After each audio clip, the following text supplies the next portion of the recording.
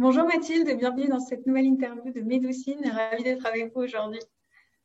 Bonjour Caroline, merci beaucoup de m'avoir contactée et de m'avoir invitée à cette interview. Avec grand plaisir. Est-ce que je peux vous laisser vous présenter tout d'abord? Oui, bien sûr, volontiers. Donc, je suis thérapeute du réseau Médoucine. Ma pratique thérapeutique, c'est la psychothérapie, l'accompagnement psychothérapeutique, qui est effectivement considéré comme une médecine douce. Je trouve ça vraiment intéressant que ce soit proposé parmi toutes les options de Médoucine qui s'intéressent à la fois au corps et à la psyché. Moi, je suis ingénieure de formation. J'ai d'abord travaillé 10 ans dans l'industrie pharmaceutique. J'ai toujours été vraiment préoccupée par la question de la santé. Qu'est-ce qui fait qu'on va bien? Qu'est-ce qui fait qu'on va moins bien? Qu'est-ce qui fait que la santé se dégrade? Qu'est-ce qui fait que le corps se met à dysfonctionner? Qu'est-ce qui fait que parfois le corps se met à refonctionner mieux? Qu'est-ce qui fait que des gens bien soignés vont pas répondre de façon suffisamment satisfaisante à un traitement pourtant efficace? Et qu'est-ce qui fait que parfois des gens vont guérir sans avoir reçu de traitement? Donc, j'ai eu envie, au bout de 10 ans dans l'industrie pharmaceutique, d'aller explorer un peu plus ces questions du rapport entre le corps et l'esprit et de qu'est-ce qui se passe à l'intérieur de nous, dans notre manière de nous relier à nous-mêmes et de nous relier au monde. Qu'est-ce qui se passe qui peut influer sur le cours de la maladie? Et du coup, de m'intéresser plus au psychisme. Par ailleurs, moi, je travaillais sur moi depuis longtemps. J'ai commencé à travailler sur moi très jeune. Enfin, à travailler sur moi, c'est-à-dire à aller voir une psy. Quand j'avais 19-20 ans, on m'a dit tu devrais aller voir une psy. J'ai dit c'est quoi une psy? Ça sert à quoi? Puis j'y suis allée et j'ai jamais regretté. Ça m'a fait un bien fou. J'ai toujours été fascinée par ce que ça m'apportait. Donc, au bout d'un moment, j'ai eu envie de passer de l'autre côté, d'offrir moi-même à mon tour ce que j'avais reçu dans ce travail psychothérapeutique, de comprendre comment on faisait pour accompagner les gens à se sentir mieux dans leur corps. Et je suis profondément convaincue que quand on se traite mieux soi-même au niveau psychique, quand on apprend à plus s'aimer, à plus s'accueillir, à plus s'accepter comme on est, le corps va réagir mieux. La maladie va guérir mieux ou ne va pas s'installer. Je suis profondément convaincue de ça. Donc, c'est pour ça que je suis contente d'avoir ma place aujourd'hui dans le réseau Médoucine. Et par ailleurs, comme j'ai travaillé 10 ans en entreprise, j'ai beaucoup aussi été touchée par tout ce que j'ai pu rencontrer en entreprise, à la fois d'engagement professionnel, de désir de bien faire, d'effort et de souffrance, de problèmes de communication, de maltraitance, parfois consciente, parfois complètement inconsciente. Et donc, j'ai eu envie de m'occuper de ça aussi. Donc, c'est aussi pour ça qu'il y a un autre volet dans mon activité qui est le coaching professionnel. Et je travaille avec des managers, avec des dirigeants, avec des équipes pour aider les gens à se sentir mieux au sein de leur profession, de leur équipe, de leur entreprise. Et du coup, ça a un impact qui est visible sur les résultats aussi financiers, puisque quand les gens vont mieux, le travail se passe mieux et les résultats sont au rendez-vous. D'accord. Merci pour cette présentation complète. Il me semble que vous êtes aussi formée en art-thérapie, notamment en EFT. Qu'est-ce qui vous a donné l'envie d'agrémenter, d'enrichir votre pratique avec ces formations? Merci pour cette question. Alors moi, je suis quelqu'un de très curieux. J'ai du mal à me limiter à une chose. J'ai envie de comprendre plein de choses. Je pense que peut-être j'ai peur de m'ennuyer aussi si je fais toujours la même chose. Je ne sais pas. En tout cas, il y a quelque chose dans mon caractère. Et puis, déjà, la première réponse, j'aurais dû commencer par là. C'est l'école dans laquelle j'ai été formée, qui s'appelle Savoir Psy, qui est une école intégrative. Donc, qui est une école qui est basée sur le fait d'enseigner plusieurs outils. Dans cette formation que j'ai reçue, on s'adresse à la fois à la psyché, au psychisme avec la grille de lecture de la psychanalyse jungienne. Donc, on est dans une démarche où on va essayer de comprendre ce qui se passe. Mais on s'adresse aussi beaucoup au corps, avec notamment la relaxation, la relaxothérapie analytique. Donc, on va aller écouter ce que le corps raconte, aller décrypter, entendre, réagir à ce que le corps exprime. Et puis, il y avait une grande dimension d'art-thérapie dans cette formation que j'ai reçue. L'art, c'est une des voies royales pour accéder à l'inconscient. On exprime beaucoup de choses. C'est pour ça qu'on est touché par une œuvre d'art sans forcément pouvoir dire ce qu'elle vient toucher en nous. Elle peut générer en nous de grandes émotions. Quand on n'est pas bien, on a envie d'écouter telle ou telle musique, on a envie de regarder telle ou telle image qui viennent résonner avec ce qu'on est en train de ressentir à un moment de notre vie. Donc, pour un travail psychothérapeutique, c'est extraordinaire. C'est un outil très puissant qui permet d'aller à la rencontre de parties de nous-mêmes qui ne sont pas accessibles juste par la pensée, par la construction mentale. Donc, c'était intégré déjà dans ma formation et c'est un outil dont j'ai beaucoup plaisir à me saisir. Alors, je ne suis pas art-thérapeute au sens propre. On ne fait pas de la peinture ou du dessin à chaque séance dans mon cabinet, mais souvent, ça va venir au détour du travail à un moment ou à un autre. Et on appelle ça art-thérapie, mais ça peut être un stylo, un bout de papier. On peut faire des choses très intéressantes avec juste un stylo banal et un bout de papier. Voilà, l'EFT, c'est venu après. C'est une pratique que j'ai découverte après, dans un autre cadre et que je trouve extraordinaire parce que très complémentaire, qui apporte vraiment autre chose, puisqu'avec l'EFT, on va s'adresser au système nerveux. L'EFT, c'est, pour raccourcir et pour simplifier, c'est un dérivé psychothérapeutique de la médecine chinoise. C'est un rapport avec une pratique qui est d'abord corporelle et qui vise la santé physique, qui est la médecine chinoise, et l'acupuncture avec le principe des points d'acupuncture sur lesquels qu'on va stimuler pour remettre en route l'énergie. Et moi, je travaille beaucoup, par exemple, avec des traumas, des expériences du passé. Ça nous arrive à tous, je pense, de ressentir quelque chose et de ne pas être d'accord avec ce qu'on ressent, de dire je voudrais plus avoir envie de fumer, ou je voudrais pas être amoureuse de cette personne qui pourtant m'a tant maltraitée. Je voudrais ne pas ressentir ce que je ressens, mais la vérité, c'est que je ressens de l'amour ou je ressens le désir de fumer. Donc, en EFT, on va s'adresser directement là où se situe l'émotion, c'est-à-dire dans le corps, dans le système nerveux. Et c'est quelque chose qu'on ne peut pas faire avec la pensée. On ne dialogue pas si facilement que ça avec notre émotion. L'émotion, on peut la comprendre, l'écouter, mais on ne peut pas la transformer comme ça. Et avec l'EFT, on fait le chemin jusqu'à l'émotion dans le corps. Pour les traumas, je travaille avec des gens qui ont vécu des violences sexuelles, je travaille aussi, mais tout un tas de types de traumas. C'est un outil extraordinaire. Je ne sais plus ce que vous avez dit d'autre comme exemple, mais enfin voilà. Et pour finir de répondre à la question, j'ai toujours envie de rajouter des cordes à mon arc. Là, cette année, je me suis formée à l'accompagnement des groupes, notamment pour les entreprises, par l'improvisation théâtrale. C'est aussi une autre façon d'aborder des compétences, de mettre en œuvre de la créativité, de l'agilité comportementale, comme on dit aujourd'hui. Donc, il se passe plein de choses. Il y a plein de gens qui ont des méthodes extraordinaires et j'ai très envie de les découvrir, de m'enrichir. Enfin, je vais jamais pouvoir m'empêcher, donc je vais pas arrêter de me former jusqu'à la fin de ma vie, ça c'est sûr. C'est génial, c'est très intéressant, ça donne envie d'en savoir plus. Et comment est-ce que, je reviens un peu en arrière, comment vous avez débuté du coup votre activité de thérapeute, comment ça s'est passé, donc vos premiers pas, vous installer, comment vous avez obtenu vos premiers clients? Merci pour cette question.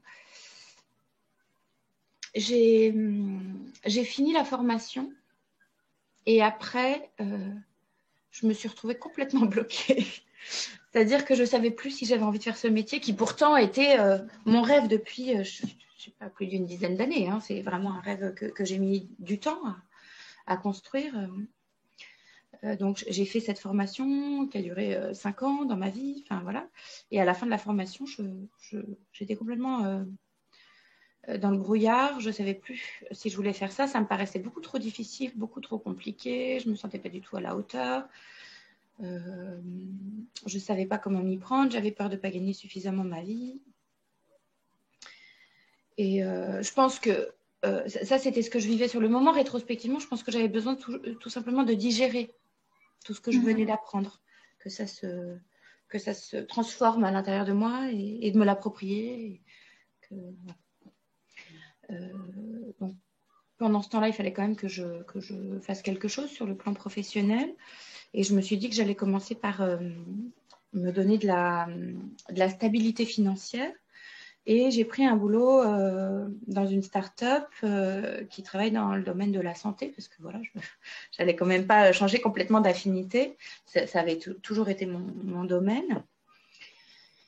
Et j'ai pris ce boulot-là. Et en fait, ça a été un fiasco total.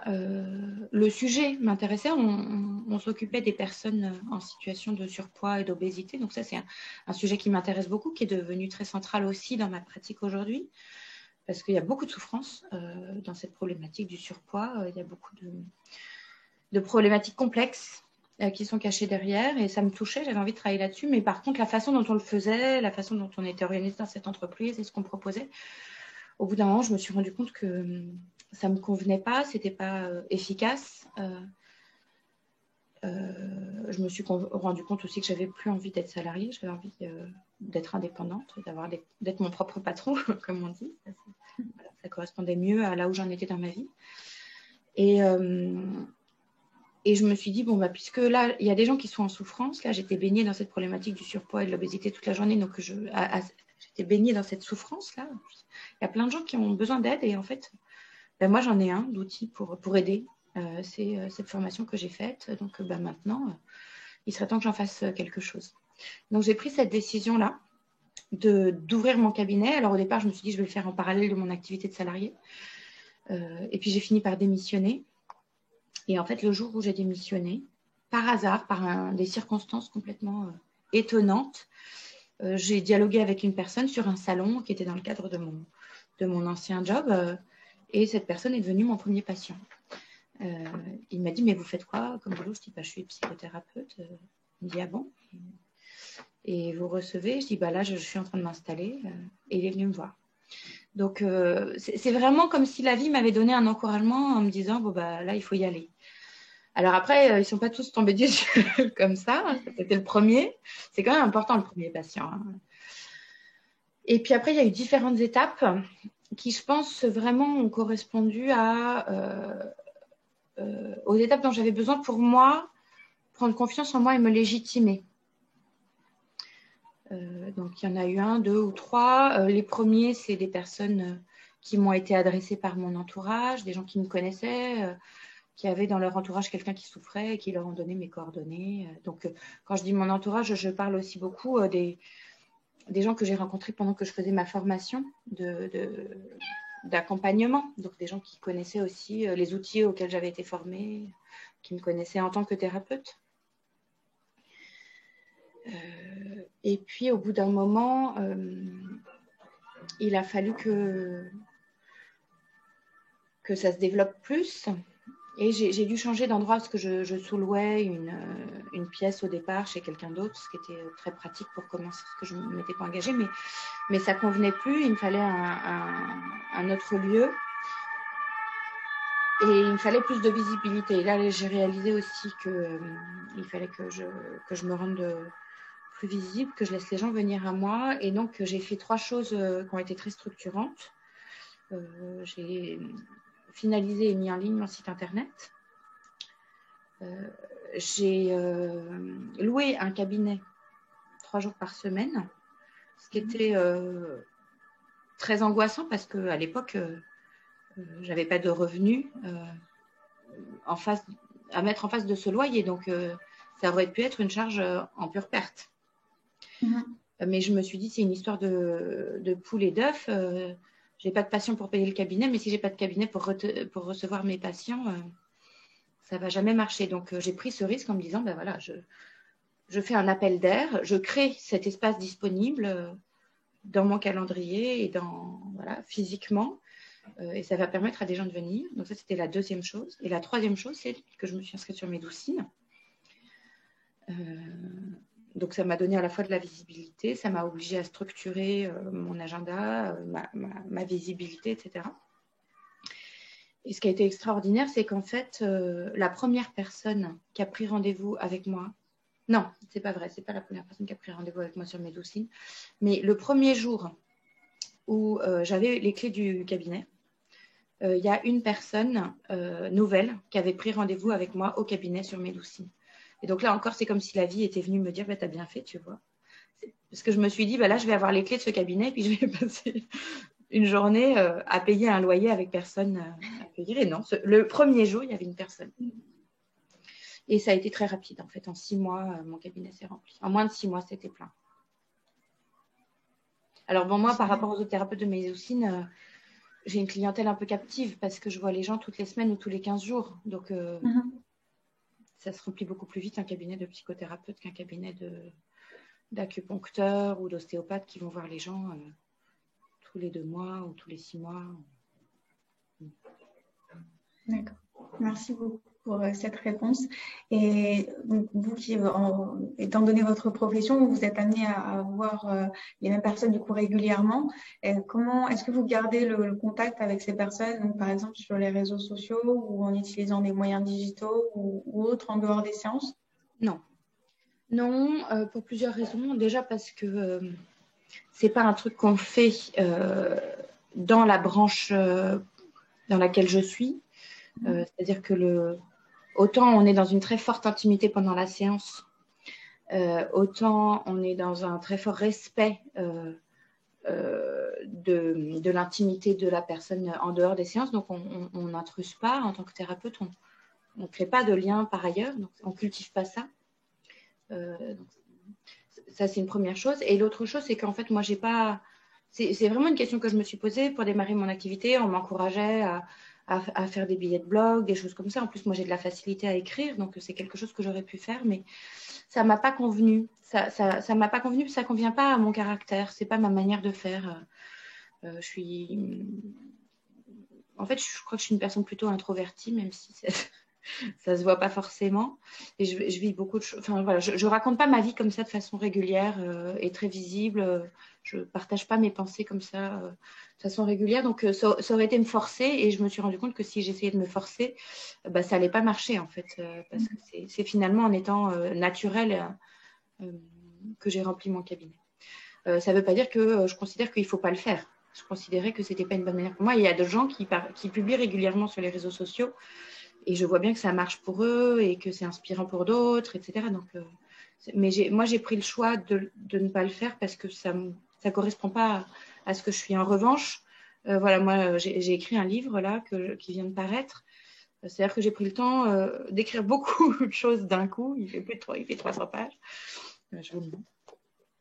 Voilà. Il vient de paraître où je décris beaucoup de volets de ma pratique d'accompagnement. Donc, c'est plutôt ça ma manière de communiquer. Mais par contre, le lien avec les patients, je n'ai pas besoin de l'entretenir en dehors des séances, sauf quand une personne disparaît dans la nature, qu'elle interrompt le travail pour une raison ou pour une autre. Et dans ce cas-là, ce sera de toute façon une communication individuelle et personnalisée. Je vais contacter cette personne-là spécifiquement et pas de façon générale. D'accord, merci, c'est noté. Et justement, pour revenir à votre livre, un magnifique accomplissement, est-ce que vous voulez nous en dire plus sur ce projet, comment vous l'avez mené et aujourd'hui où vous en êtes Oui, merci, je veux bien. Oui, enfin, je ne sais pas si c'est un magnifique accomplissement, mais c'est un accomplissement pour moi, en tout cas, c'était une mise au monde.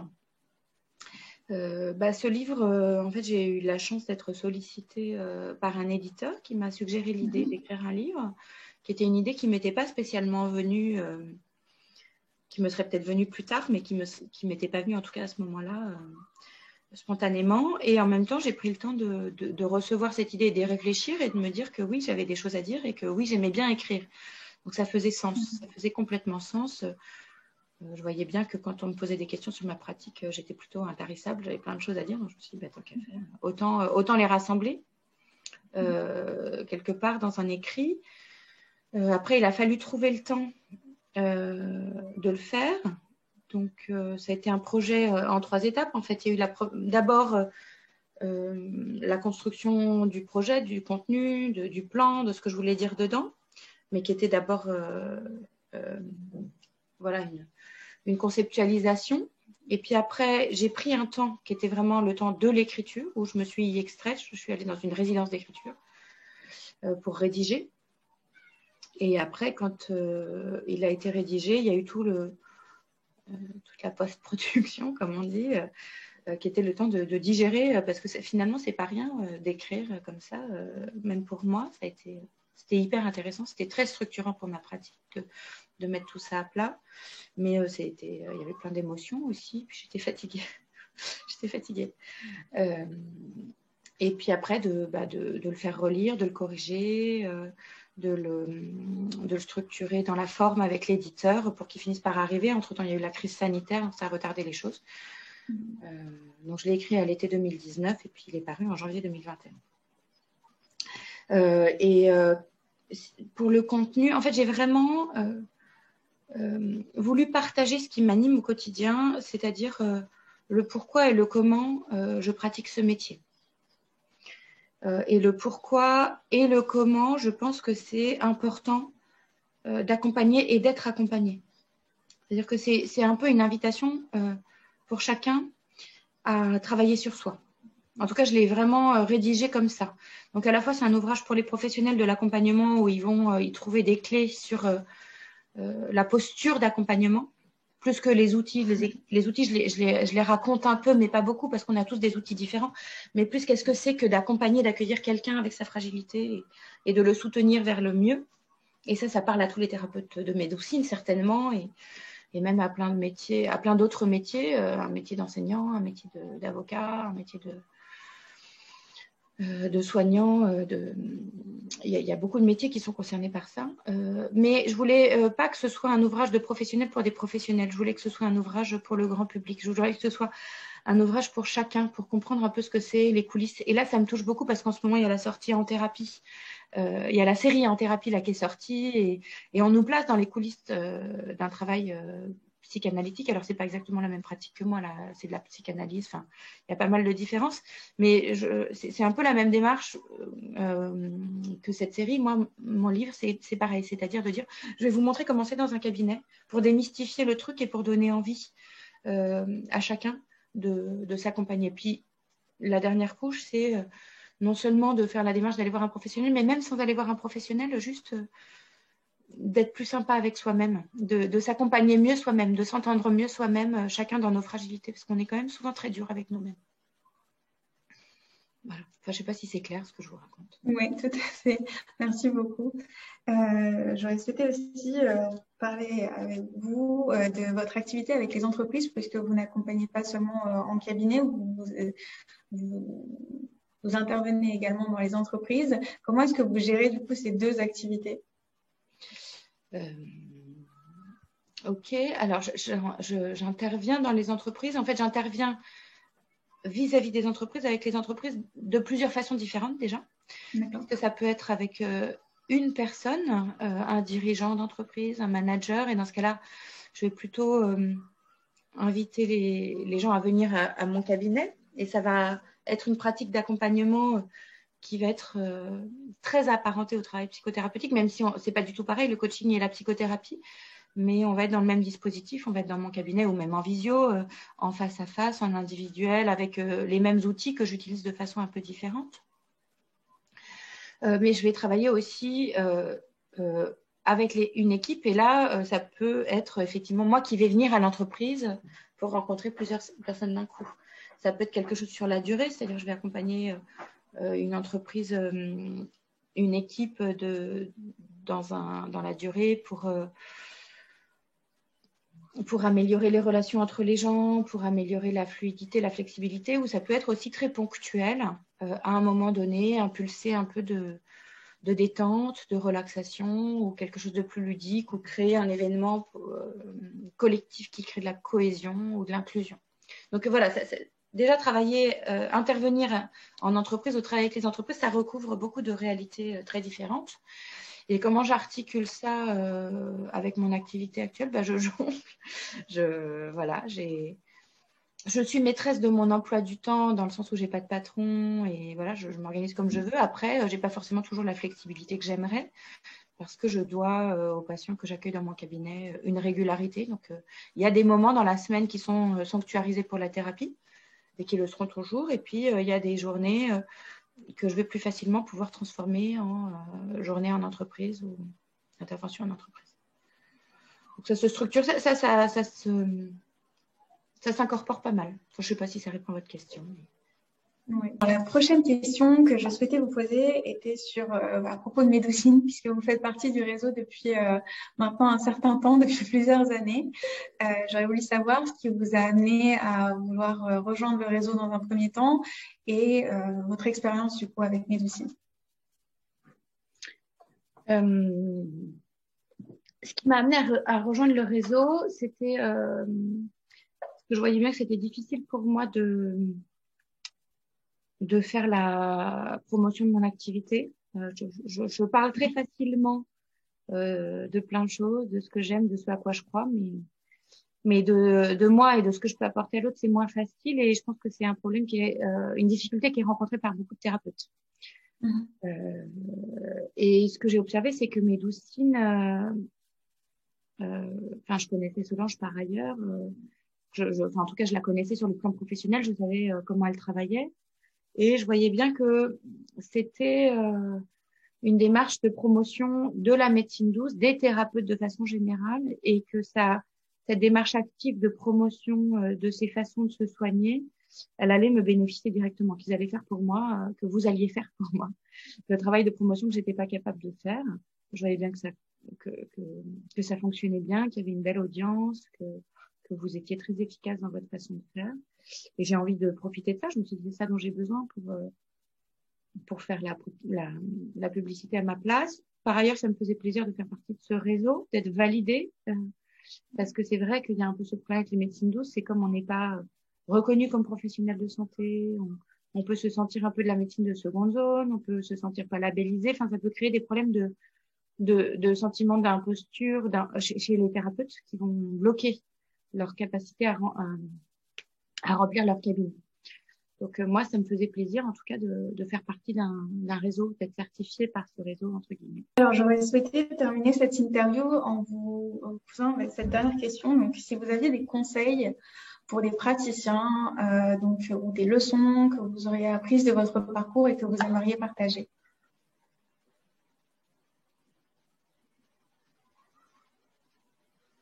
Alors,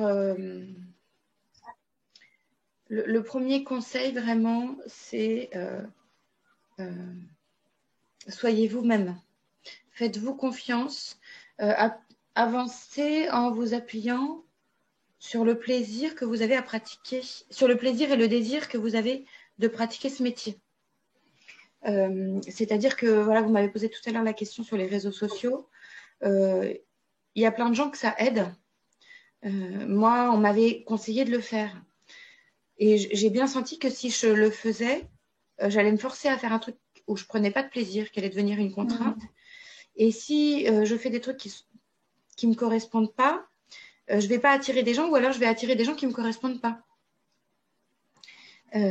Donc vraiment, il y a plein de méthodes efficaces et c'est un peu ce que je raconte dans mon livre. C'est aussi un des messages très importants que je cherche à faire passer dans mon livre. Il n'y a pas une seule bonne manière de progresser. On a tous, face à une situation similaire, une manière très différente de progresser. Et on a chacun dans notre vie le génie de savoir sortir de n'importe quelle ornière. Il existe. Mais appuyez-vous d'abord sur votre génie, sur le génie qui est dans votre vie.